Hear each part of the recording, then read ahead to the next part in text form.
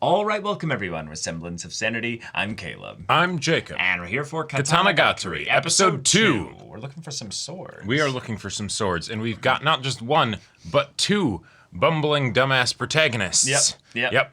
The call to adventure was had. We are set out.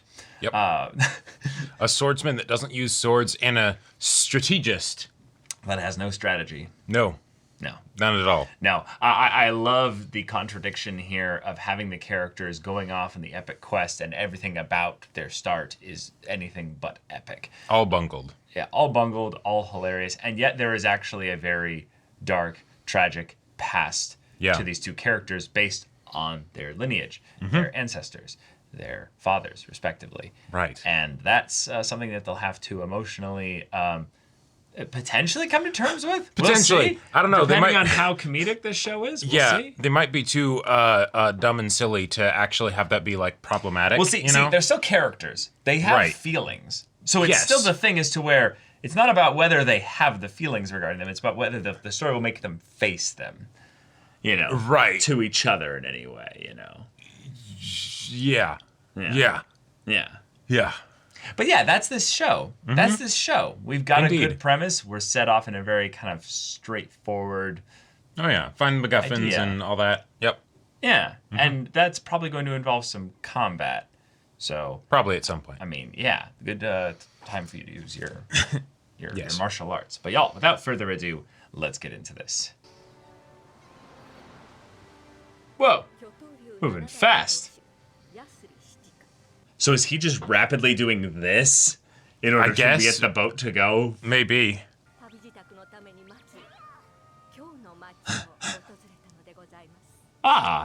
Civilization. Yeah, haven't seen this.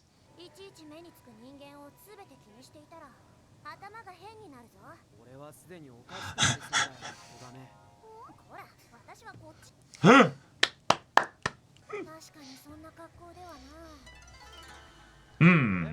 Get him all dudded up. Yeah.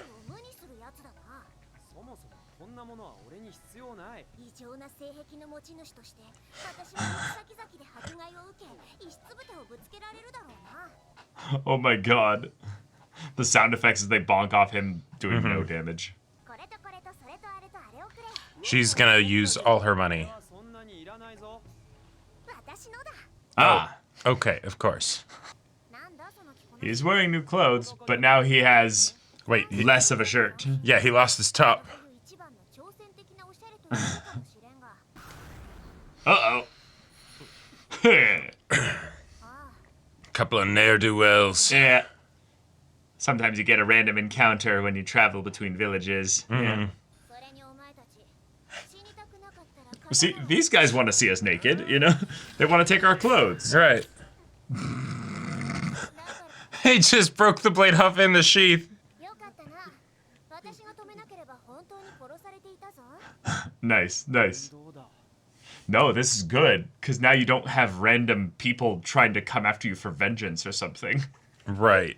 But also, they're probably going to change their ways forever, because some guy kicked their swords in half, and they're going to be like, fuck, Holy man, shit. I'm never being a marauder again.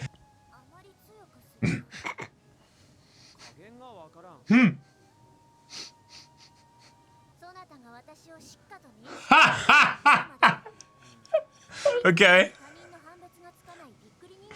Oh my god.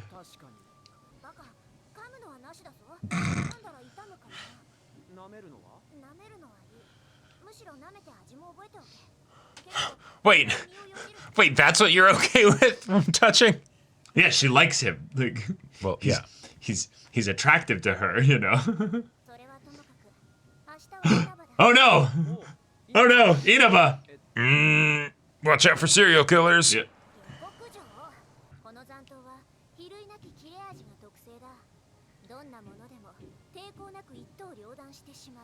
Okay. Ronin. Okay. That little hair bit at the top. Mm-hmm.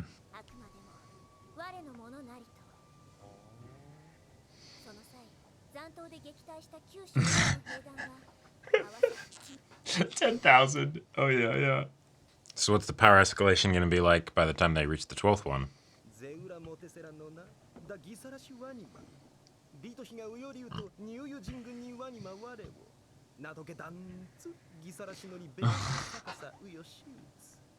You fit right in with Togame. Damn.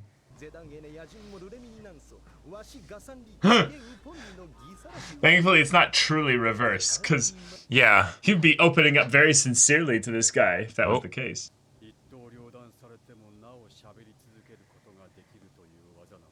Shit.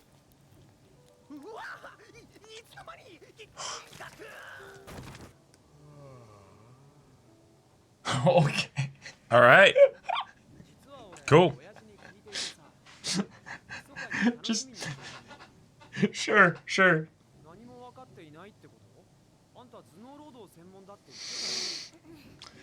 Slowly starting to clue in. Yep. Yes. Change the subject. Yep. Right. Wait.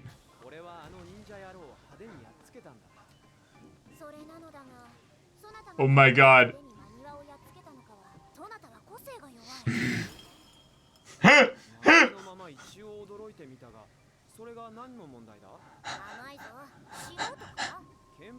Yeah, clearly. Right. That's the only thing I had time for.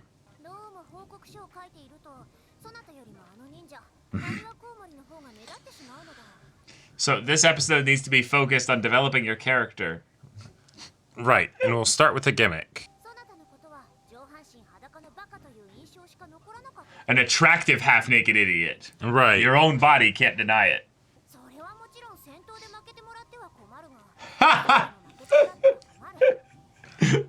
This is so funny. I think I can tell why Why she's doing this? No, why the Nishio Isin like wrote this in so fast a time. Oh. He's mocking himself in his own writing Right. as he goes forward in it. in self-aggrandizing way. Well, he lost his fight, so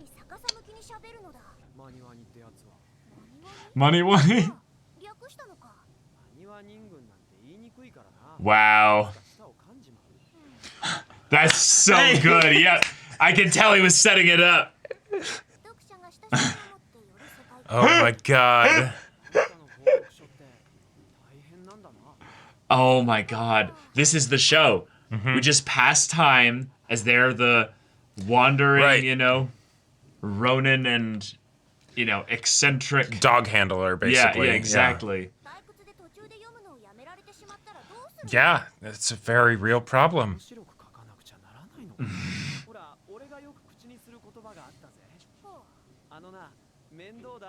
Mendoda, yeah.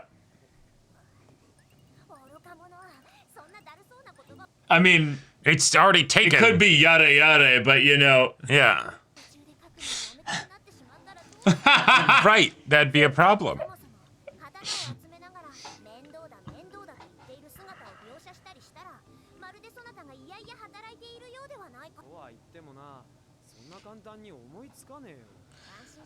Hey, we're on month deadlines.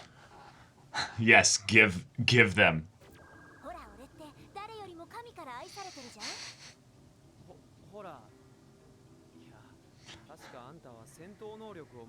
Yeah.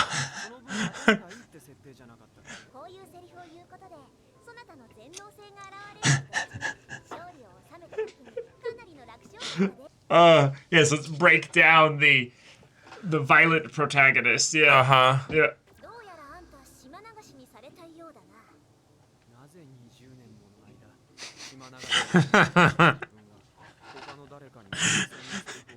Oh, that's the other thing. We'll change your backstory eventually, or no? Yeah. It's not flashy enough. Yeah. Oh, don't go too far that direction. Get too self-aware. Yep. That's her gimmick, so come on. Yeah. It's a bit long for a catchphrase. Watch, she's gonna end up using it in ways that are more referencing her. Uh-huh.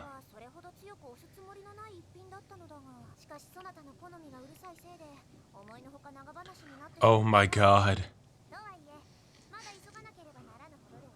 I love how slow he's walking, and she's like... Right. Legs are like twice as long. Yep. I was gonna mention caught that. on. But let's be real. Your catchphrase is tripping and saying silly stuff. My man is flatlining. Mm-hmm.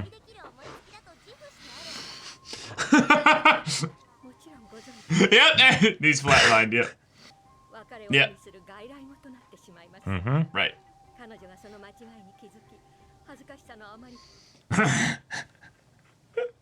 That happens episode 10, you know, episode 7. All right. Serious battle. This is how she imagines it.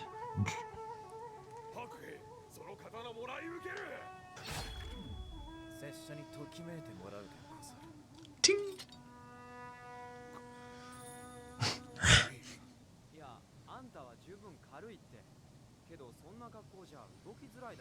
Probably doesn't help in the desert sun either. Yeah.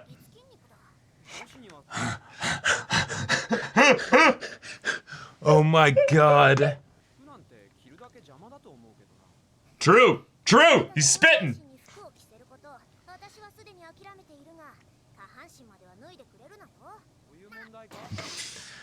Even on sand? Oh. Oh, okay. Oh my god. Well. Yep. She said it in the cute way. Oh, yeah. Mani wani. And then she tripped. You know. She stumbled.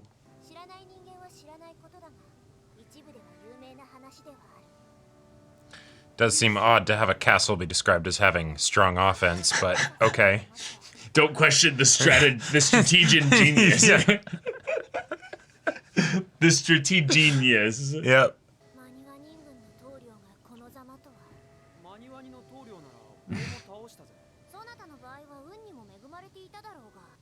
Every man is occasionally blessed with luck. Yep. We now know people are coming for it. I don't know about that one. Should we try to understand this man? Maybe before we kill him and take his sword, you know?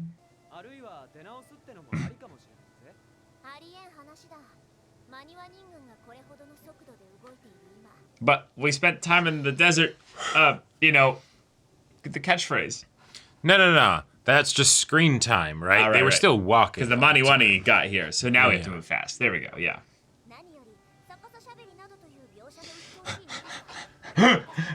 Oh my god. Yeah, that would have been problematic. See? Like...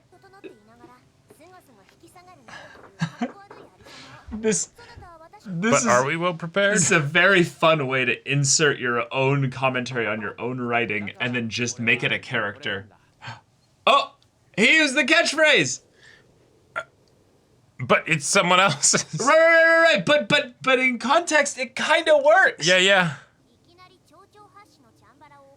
Oh, okay. Do an honorable duel. Please give us the sword. Yeah. I really don't want to kill you, so can you please give me the sword? Yeah. Right. We can't have our characters be bad people, right? Mm-hmm. So, yeah. Mm-hmm.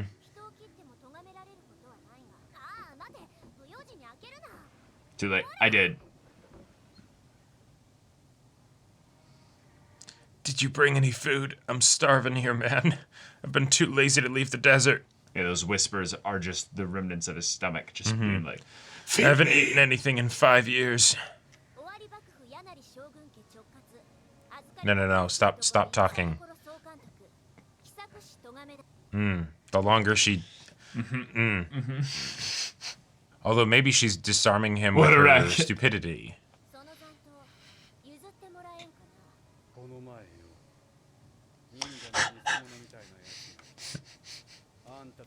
Yes. Go off.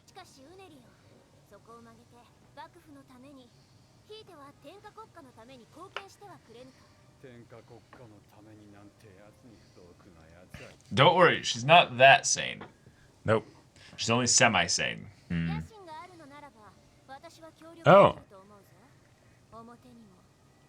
That's a good negotiation tactic. Yep. Only problem is he has no ambitions whatsoever.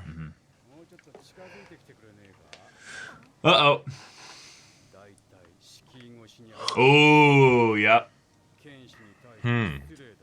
Basically showing that they don't trust the person. Yeah.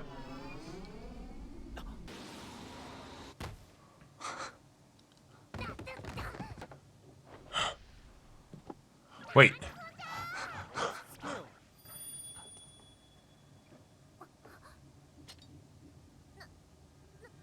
Damn.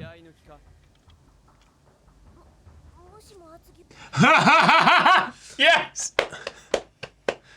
No, yeah.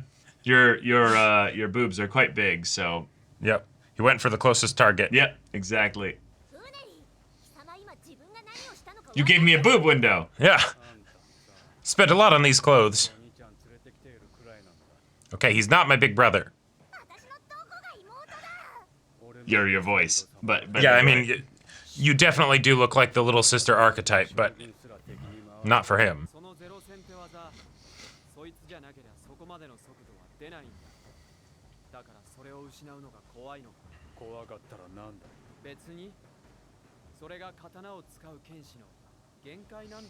Oh!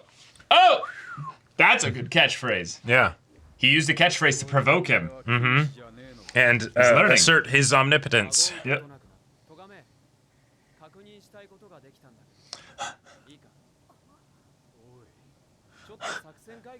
Yep.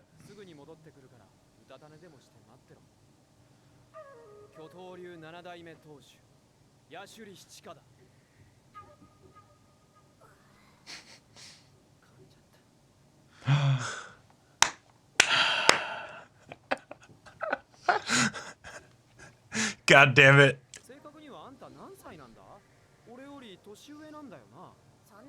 Irrelevant.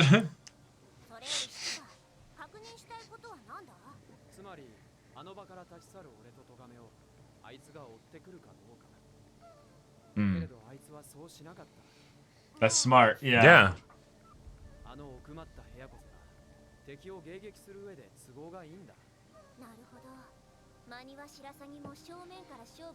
But he's out here. Hey, wait, Nani?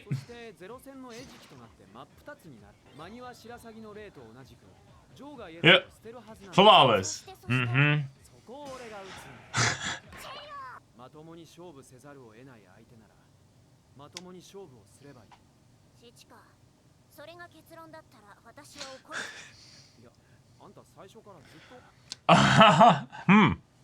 Go off.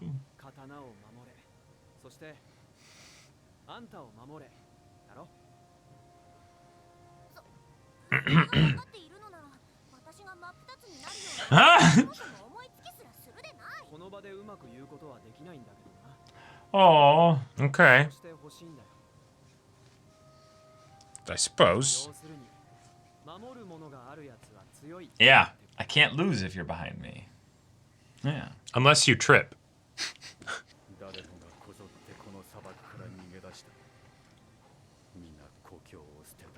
You never abandoned this space. Mm.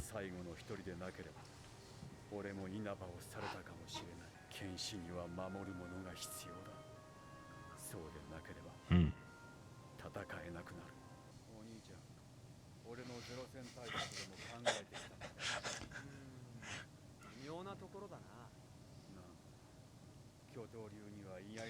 He's just gonna pick up the room and walk out with it or something like that.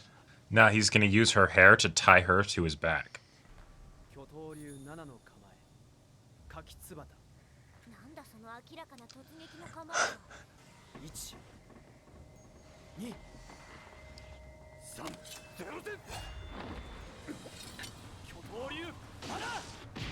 Oh shit!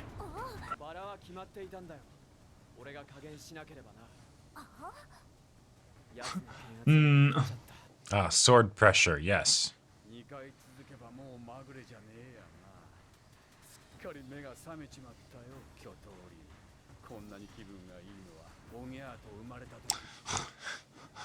Okay.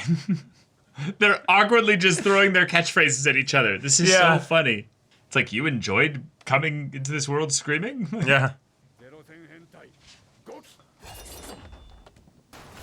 Yeah. And just back out.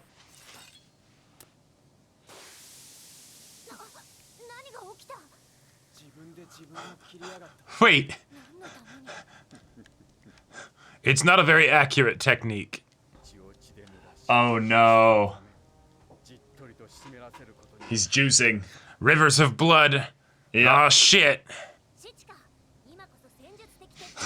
Let him just bleed out. Yeah.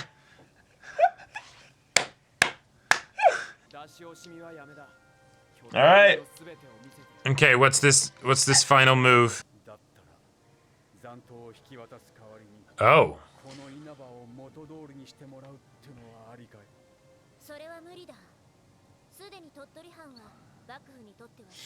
Well, yep, negotiations are done All right. then. Yeah. Okay. But you're protecting something that's dead.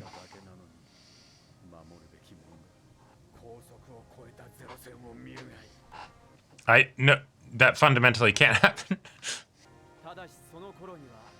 There we go. There we go.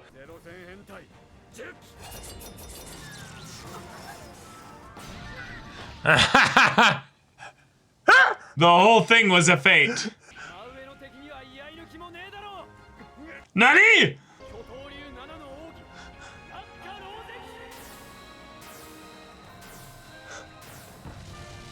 Boom. Done. I'm not talking to you. You stepped on my face, you bitch.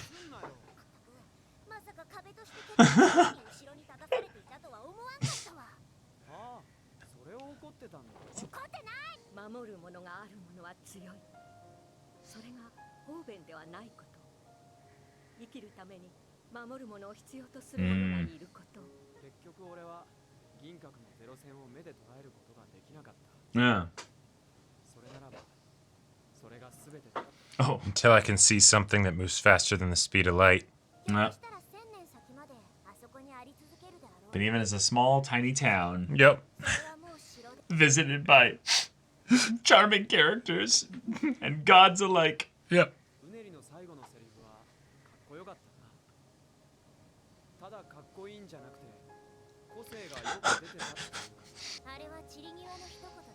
Ah. Yes. An important distinction.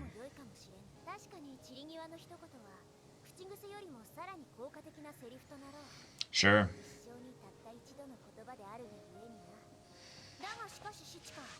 Mm-hmm. Yep. There we go.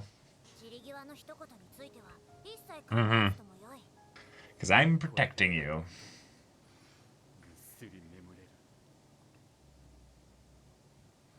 Okay. Cool. Oh, okay. Now we okay. get why. Yeah. Yeah. All right. We got ourselves a focus Yep. on a specific aspect of the formula that was established in the first episode. Right. By that, Whole lot of focus. These two characters are basically just going to hang out and chat and talk and go on their little journey together. Yep. As they gab about what it means to go on this journey together. And story conventions. I mean, report conventions. Yes, exactly. Must be adhered to. Exactly. Yes. Yep. You can't have people stop reading. That would be no good. That'd be no good. It's an important report. As they went through probably the most boring part of the show thus far. Yes. Yes, which is hilarious. Yes. Mm-hmm. But you can't do that over and over and over again. You have to do that once to kind of let people know, so the next stuff that's going to be filled with this is going to be stuff that might be genre convention stuff, but it's there to keep you interested so that you don't, follow forth on this story. Although I could see this being the point where they're like, no. You think the story's about the plot? You're wrong. Yeah. Wrong. Wrong. No, it's about the characters. Yeah. So we're just going to show you that, because we can have just two characters that are just fun, hey, yeah, boom. We'll be able to... They're getting some 12 magic swords Right, or whatever. Yeah. But this is what the real story is. And Katanagatari, yeah. exactly. It's totally about the swords. Yeah. We promise. I could see Nishio Isin totally doing something like that because with Monogatari in particular... I feel like the reason that he was able to, well, okay, a theory that I have as to the reason for why he was able to maybe make the dialogue so nuanced is because it's just, okay, you have a very solid understanding of the characters, and then as a result of that, it's not that you're making the dialogue take a long time because you're like dragging things on, it's because there's a lot of detail to get into. And so if he's able to do that with these two characters, then yeah you know. Because they're rather straightforward. Exactly. The characters are very simple. It's not actually going to take too much to understand them. The main thing that you have is each of them have a difference of perspective. That's entirely basically their characters, is that we have one who has a limited perspective because of his actual like limitations in where he's explored the world. Yes. And then we have another character who has a very large perspective but doesn't know how to translate it properly, basically. See, I was going to joke and say that she has a limited perspective because of her height.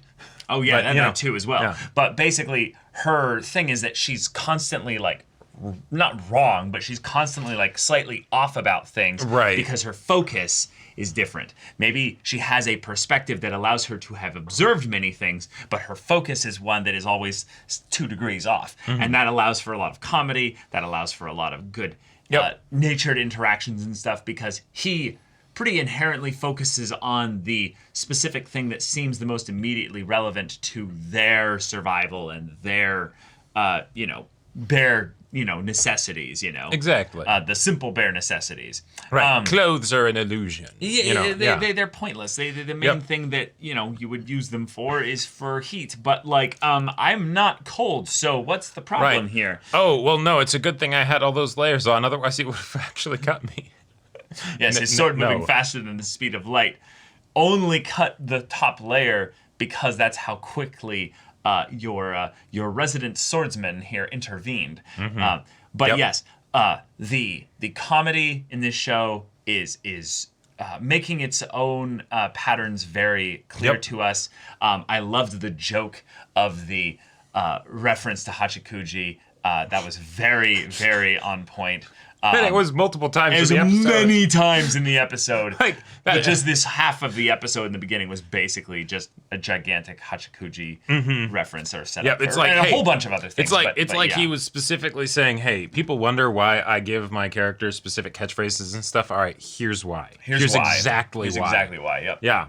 I just love the idea that Nisio Isin wrote this in apparently an extremely short amount of time. Yep.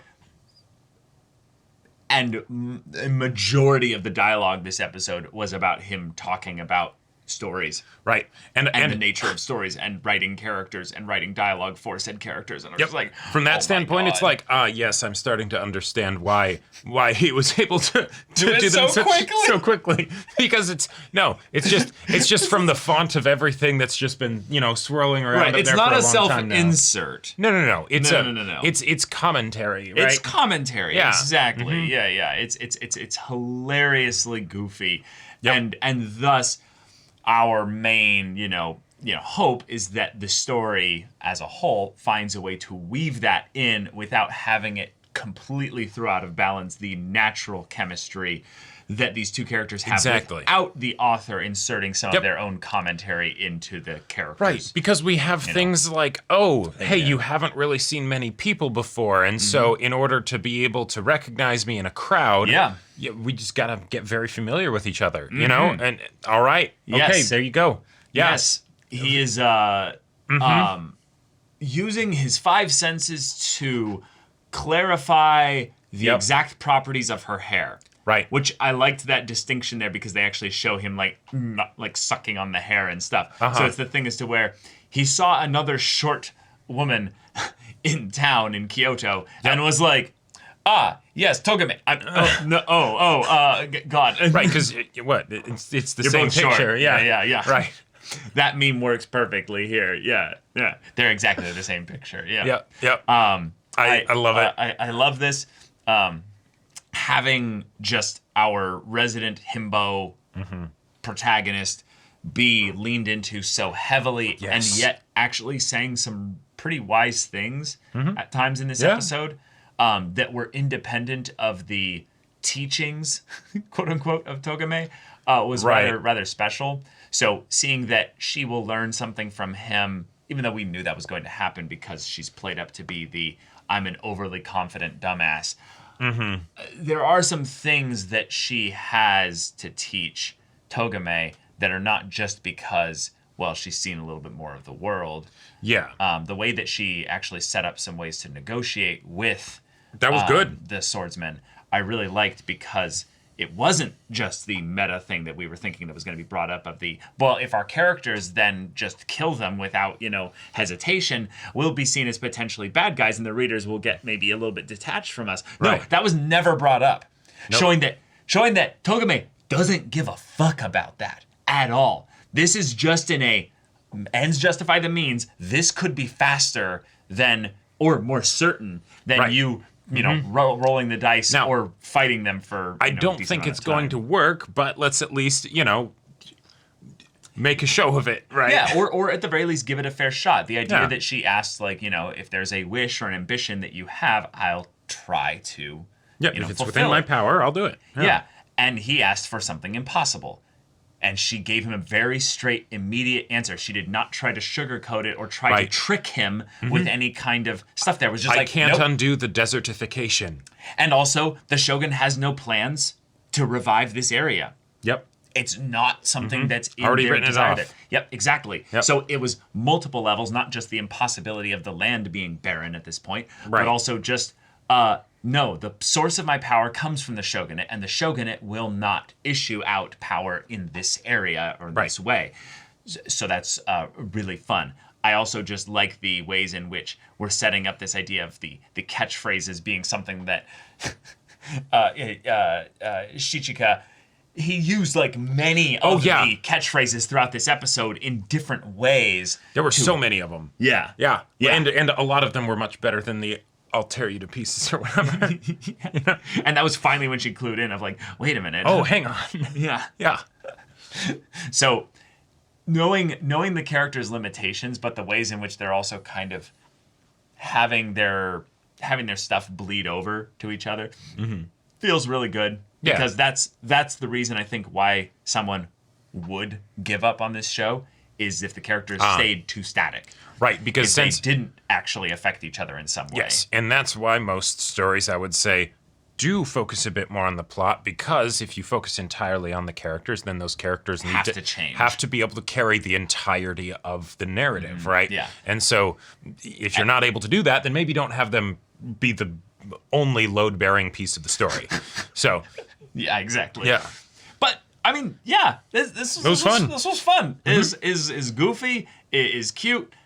We are seeing she is very much a fan of him. I love that she specifically wasn't like, oh yeah, you can like touch me and stuff to get to know how I feel. It's feel free to lick me, yes. Now, do you see what you've done, Togame? If he is unsure whether someone is you, right, he's just gonna go around licking people around your height, right?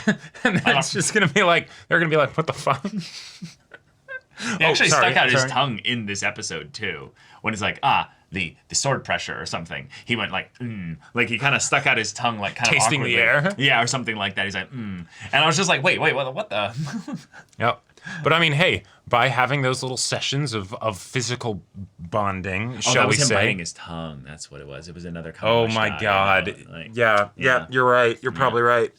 But that's a way that we can make, faster and more direct progress on the whole romance angle, which great. If the characters are going to be the main point of the story, then have that be a main part of it. He's a himbo. He is a himbo. He's not going to do anything to advance that himself. Well, and I gotta say, as far as ways to be like, yes, this could move very quickly, but at the same time in the same episode introduce a reason of why it's not. I step on your face to get a tactical advantage in combat. Yes, I love it. That works. That's pretty peak for the almost like full Kronk level himbo that this guy is. He's like, oh yes, absolutely. I mean, I was protecting you and figuring out an offensive move. Exactly. Combinations. I was keeping you far away, but also if it's moving faster than the speed of light, I can't move faster than that. So I'll just get directly above him, so that way the angle of the the sword won't quite be able to draw. Yeah. Special combo order. I'll have a 17. No. 18. 19. 20. And stop trying to guess my age, It's irrelevant. I love that so much. It was just so casual. I'm like, wait a minute. You know, because there's so much like, you know, fourth wall breaking commentary and stuff like that. I mean, not total fourth wall breaking, but, you know, alluding to it. And I was just like, wait a minute, asking your age. And it's immediately like, that's irrelevant. And I was just like, yep. It's not that, you know, just nope, Enough. that's irrelevant. I won't answer doesn't that. matter. Yep. Uh-huh. I think that was also the full-on thing for me that I was like, okay, there will be no romance. There's just going to be her trying to maybe like, you know, do you like, you know, this is going like, yes, your clothing is very you know, efficacious, you know. No, I think there was a point in this episode where I was like, oh no, this is mutual in its own unique kind of way, right? Through the concrete and the I'd be hard pressed to you have to show me a screenshot at a later point. Yeah, like, here was the point where it started, right there. That's where he showed interest. I'm like, I think no. The one thing I think that he said was he used the "and that's why I fell for you" catchphrase. Yes, but he used it in the kind of almost the wrong way, I would say. Right, exactly, and that's why I would say that it's a good sign. Because if he just used it in the exact same way, then it's just okay. He's just using the catchphrase.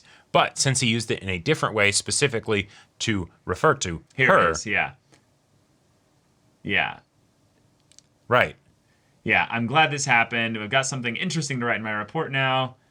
And most importantly now, I don't have to write down any tedious backwards talking. Sure. Anyways, are you suggesting I write about us turning tail even though we're so well prepared? And he's like, I see, that certainly is positive. Yep. And this is why I fell for you. Right.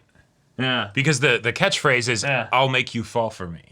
Right? Right. Because, you know, like, yes, I'll cut you in half. You'll be on the ground. So you'll fall for me, you know, all that stuff. Right. So he evolved it in some ways. Exactly. But it doesn't fully... Which shows thought. I know, but there are neurons somewhere in there that are... Right. But it's... I think... No, I think fire. No, I think he is actually somewhat intelligent, but it's the thing as to where even this, it doesn't fully fit. Totally. Like, yes, he does have some level of intelligence, certainly with regards to fighting, because he was able to do the simple geometry. Right, monkeys and typewriters. Like, right, but with this case, this had nothing to do with fighting. No, of course not. But she was talking about the setup for actually then going to fight and stuff. Yeah. Now, see, I think it was that she was getting emotionally excited about what was coming up. And then he responds basically to that excitement. Okay, so here's my brilliant theory. So this guy is dumb enough that he will never actually pursue romance, really. Of course not. Even if he does like her. Yep. Right? Because he won't realize that he likes her. Right, of course. Yep. Right.